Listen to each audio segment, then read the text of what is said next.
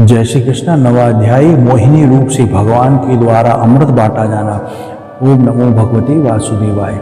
श्री सुखदेव जी कहते हैं, परीक्षित, असुर आपस में सद्भाव और प्रेम को छोड़कर एक दूसरे की निंदा कर रही थी और डाकू की तरह एक दूसरे के हाथ से अमृत का कलश छीन रही थी। इसी बीच में उन्होंने देखा कि एक बड़ी ही सुंदर स्त्री उनकी ओर चली आ रही है। वह सोचने लगे, कैसा अनुपम सौंदर्य है, शरीर में से कितनी अद्भुत छटा छिटक रही है, तनिक इसकी नई उम्र तो देखो। बस अब मैं आपस की लाग डांट भूलकर उसके पास दौड़ गई। उन लोगों ने काम मोहित होकर उसमें पूछा, कमल नयनी, तुम कौन हो, कहाँ से आई हो, क्या करना चाहती हो? सुंदरी, तुम किसकी कन्या हो? तुम्हें देखकर हमारे मन में खलबली मच रही है। हम समझते हैं कि अब तक देवता, दैत्य, सिद्ध, गंधर्व, चारण और लोकपालों ने भी तुम्हें स्पर्श तक नहीं किया होगा, फिर मनुष्य की तो तुम्हें कैसे छू सकने की हिम्मत है? सुंदरी, अवश्य ही विधाता ने दया करके शरीरधारियों की संपूर्ण इंद्रियों और मन को तृप्त करने के लिए ही तुम्हें यहाँ भेजा है। मानिनी, वैसे हम लोग एक ही जाति के हैं, फिर भी हम सब एक ही वस्तु चाह रहे हैं, इसलिए हमें डाह और वैर की गांठ पड़ गई है। सुंदरी, तुम हमारी झगड़ा मिटा दो। हम सभी कश्यप जी के पुत्र होने के नाते सगे भाई हैं। हम लोगों ने अमृत के लिए बड़ा पुरुषार्थ किया है। तुम न्याय के अनुसार निष्पक्ष भाव से हमें बांट दो इसे, जिससे हम लोगों में किसी प्रकार का झगड़ा ना हो। असुरों ने जब इस प्रकार प्रार्थना की, तब लीला से स्त्री वेश धारण करने वाले भगवान ने तनिक हंसकर और तिरछी चितवन से उनकी ओर देखते हुए कहा। श्री भगवान ने कहा, आप लोग महर्षि कश्यप के पुत्र हैं और मैं हूँ उल्टा।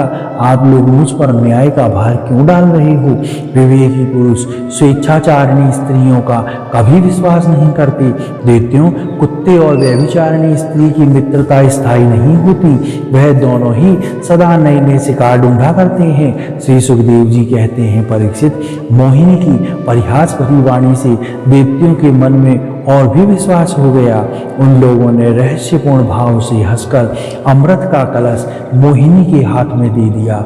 भगवान ने अमृत का कलश अपने हाथ में लेकर तनिक मुस्कुराते हुए मीठी वाणी में कहा, मैं उचित या अनुचित कुछ भी करूं, वह सब यदि तुम लोगों को स्वीकार हो तो मैं यह अमृत बांट सकती हूँ।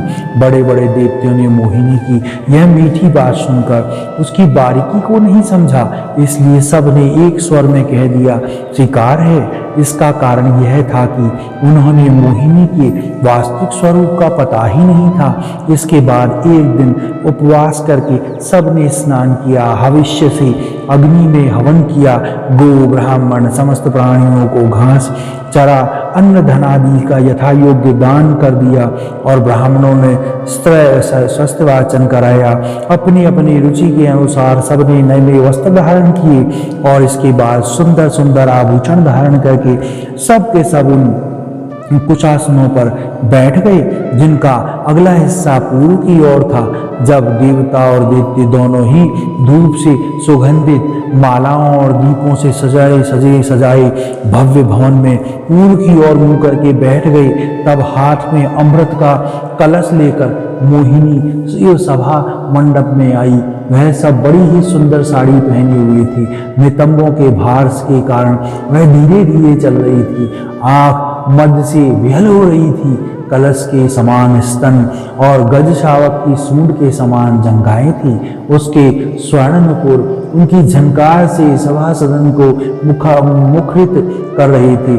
सुंदर कानों में सोने के कुंडल थे। उसकी नासिका, कपोल और मुख कोई बहुत ही सुंदर थे। स्वयं पर देवता भगवान मोहिनी के रूप में ऐसे जान पड़ते थे मानो लक्ष्मी जी की कोई श्रेष्ठ सखी वहां आ गई हो।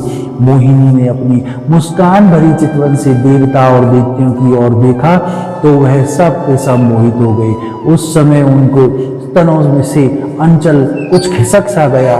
भगवान ने मोहिनी रूप में यह विचार किया कि असुर तो जन्म से ही क्रूर स्वभाव वाले हैं, इनको अमृत पिलाना सर्पों को दूध पिलाने के समान अन्याय होगा, इसलिए उन्होंने असुरों को अमृत का भाग नहीं दिया। भगवान ने देवता और असुरों को अलग अलग पंक्तियों में बना दी और फिर दोनों को कतार बांधकर अपने अपने दल में बैठा दिया। इसके बाद भगवान का कलश हाथ में लेकर भगवान दैत्यों के पास चले गए। उन्हें हाव भाव और कटाक्ष से मोहित करके दूर बैठे हुए देवताओं के पास आ गए और उन्हें अमृत पिलाने लगे, जिसे पी लेने से बुढ़ापे और मृत्यु का नाश हो जाता है। परीक्षित, असुर अपनी की हुई प्रतिज्ञा का पालन कर रही थी। उनका स्नेह भी हो गया था और वह स्त्री से झगड़ने में अपनी निंदा भी समझते थे, इसलिए वह चुपचाप बैठे रहे। मोहिनी ने उनका अत्यंत प्रेम हो गया था। वह डर रहे थे कि उससे हमारा प्रेम संबंध टूट ना जाए। मोहिनी ने भी पहले उन लोगों का बड़ा सम्मान किया था, इससे वह और भी बंध गई थी। यही कारण है कि उन्होंने मोहिनी को कोई अप्रिय बात नहीं कही। जिस समय भगवान देवताओं को अमृत पिला रही थी, उस समय राहु देखते देवताओं का वेश बनाकर उसके बीच में आ बैठा। देवताओं के साथ उसने भी अमृत पी लिया, परंतु तक्षण चंद्रमा और सूर्य ने उसकी पोल खोल दी। अमृत पिलाते पिलाते ही भगवान ने अपने तीखी धार वाले चक्र से उसका सर काट डाला। अमृत का संसर्ग न होने के कारण धड़ नीचे गिर गया, परंतु सिर अमर हो गया और ब्रह्मा जी ने उसे ग्रह बना दिया। वही राहु पूर्व के दिन पूर्णिमा और अमावस्या को वेर भाव से बदला लेने के लिए चंद्रमा और सूर्य पर आक्रमण किया करता है। जब देवताओं ने अमृत पी लिया, तब समस्त लोगों को जीवन दान देने वाले भगवान ने बड़े बड़े दैत्यों के सामने ही मोहिनी रूप त्याग कर अपना वास्तविक रूप धारण कर लिया। परीक्षित, देखो, देवता और दैत्य दोनों ने एक साथ एक ही समय एक ही स्थान पर एक ही प्रायोजन और एक ही वस्तु के लिए एक ही विचार से एक ही कर्म किया था, परंतु फल में बड़ा भेद हो गया। उसमें से देवताओं ने बड़ी सुगमता से अपने परिश्रम का फल अमृत प्राप्त कर लिया, क्योंकि उन्होंने भगवान के चरण कमलों की रज का आश्रय लिया था।